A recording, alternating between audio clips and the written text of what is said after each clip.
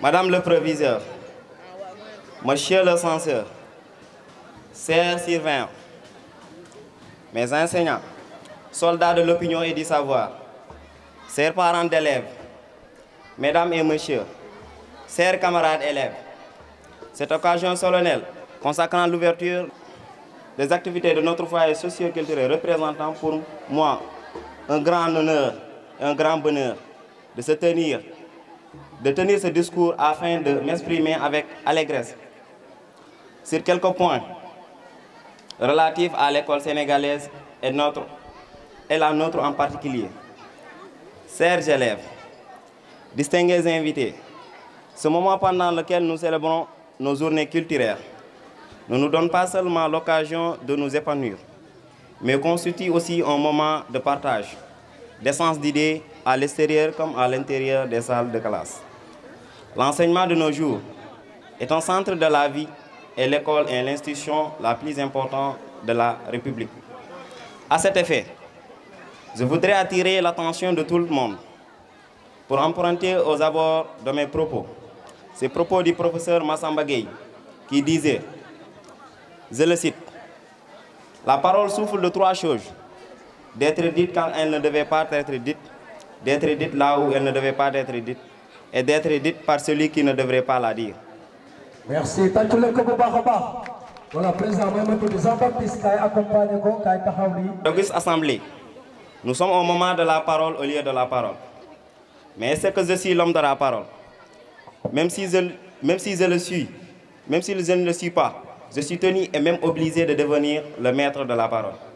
Chers camarades élèves, vous savez bien que le monde d'aujourd'hui, en pleine mutation, fait appel à de nouvelles valeurs. Comme nous sommes l'espoir de demain, les adultes de demain, nous devons être conscients et nous adapter pour faire face à ces différentes mutations. Pour ce faire, ne nous laissons pas dominer par des futilités qui mettraient notre avenir en hypothèque. En fait, notre patrie de cœur et de sang, cette terre qui nous a vu naître et grandir, a besoin de nous, qui sommes sa jeunesse.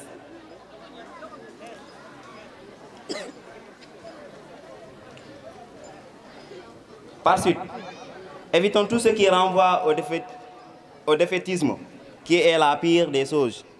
Évidemment, notre problème, nous les jeunes africains, c'est que nous profitons négativement du temps là où les autres maîtrisent le temps. Pourtant, le temps peut être notre meilleur ami comme il peut être notre pire ennemi. Soyons donc conscients face aux méfaits du temps. Soyons une jeunesse éclairée pour être utile à notre patrie. Étissons-nous donc au travail, à nos études, pour ainsi dire.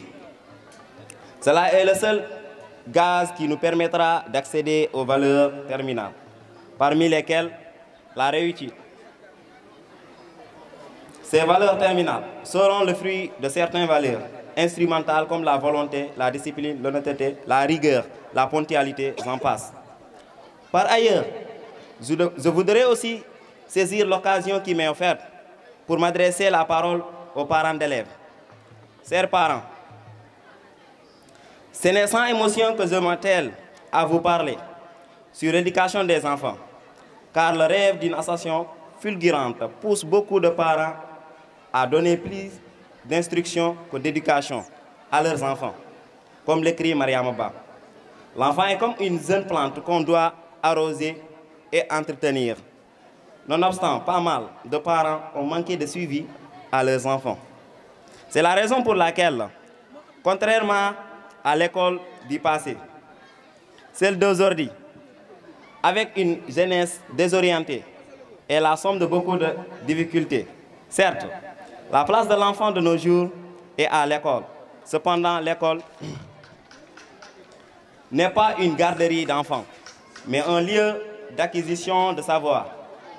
Elle ne peut assurer à la fois l'éducation et l'instruction de vos enfants, dans l'éducation de qui nous devons aider nos parents, nos veillants enseignants pour une école de qualité.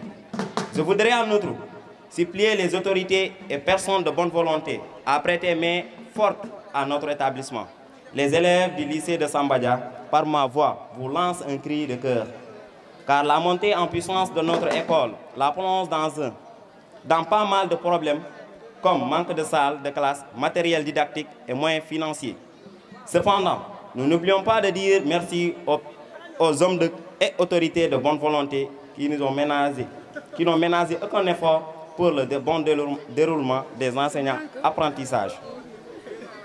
Vos soutiens matériels et financiers est à saluer.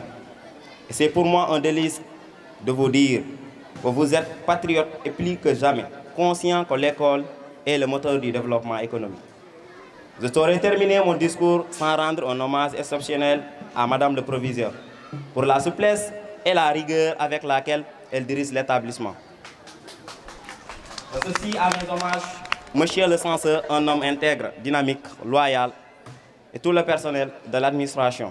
Enfin, je termine par rendre aussi un hommage mérite à nos 20 professeurs, amis du savoir et ennemis de l'ignorance. Merci, Président. Les élèves du lycée de Kersambadia vous seront toujours reconnaissants car étant conscients de vos sacrifices pour les pousser à réussir.